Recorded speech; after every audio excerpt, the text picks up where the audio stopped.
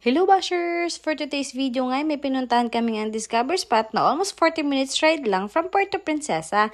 Ang ganda nga dito kasi parang exclusive place lang siya. Solo nyo lang talaga yung lugar kaya kahit hanggang mag-umaga kayo magingay. Gabi nga pala kami bumiyahe papunta rito. Pagdating nga namin ay saktong nakabukas na ang videoke, kaya agad nang sinimulan ng mga kaibigan ko.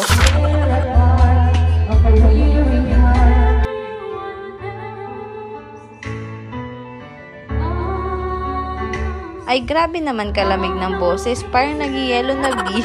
So eto na nga pala yung dinner namin, may kanin talaga yan pero nasa kaldero pa kasi kikiis lang kami, kanya-kanya sandok ba.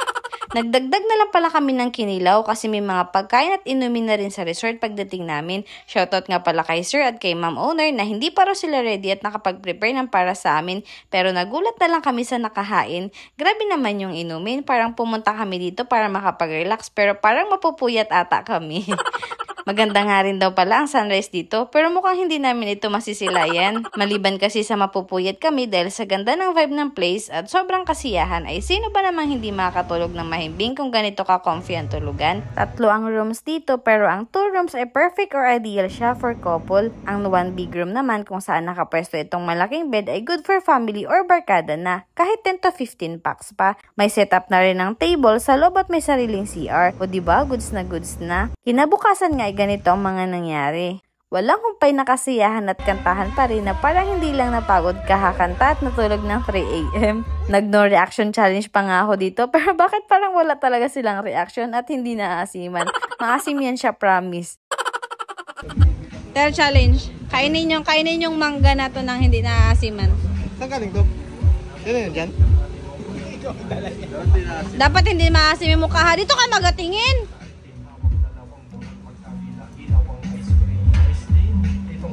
Siya, grabe, basic. Wow! Yun!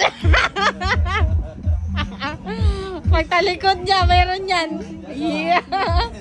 May challenge ako, kainin mo yung mangga na to nang hindi nangangasim yung mukha. Pero wala pa. Wala pa tong inom, ha? No.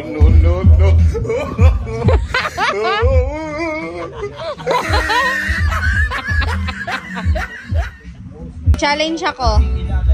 Kainin yung mangga na to nang hindi nangangasim yung mukha. So, parang feeling ko to maasim to kaya ganyan. Dapat hindi mangasim yung mukha, ha? Wow. Basic. Wow. By the way guys, siya nga pala yung first joiner namin, si Jen, na nakakatuwa dahil parang ang tagal na naming magkakilala. Alam mo yun yung parang hindi namin kailangan mag-adjust sa isa't isa kasi marunong makisabay. Basta ang saya lang ng ganap. So malamang ay may pumapasok na tanong sa isip nyo habang pinapanood dito. Maganda ba ang dagat? Yes, malinis at malinaw. May pool ba? Wala, pero ginagawa na. So anyway guys, this resort is not fully open yet. Ang dami pang ginagawa at inaayos para mas maging maganda ang lugar na to. Pero isa lang sinisigurado ko, Strand Resort ay magiging perfect venue sa kahit anong special event or occasion mo or ng grupo nyo. This resort is located at Barangay Camuning, Puerto Princesa City. You can check on Google Map para mag-guide kayo sa tamang location papunta dito. So bashers, kung nagustuhan nyo man yung lugar na to, you can message their page na Strand Resorts Palawan. Salamat sa panunood, yun lang, bye!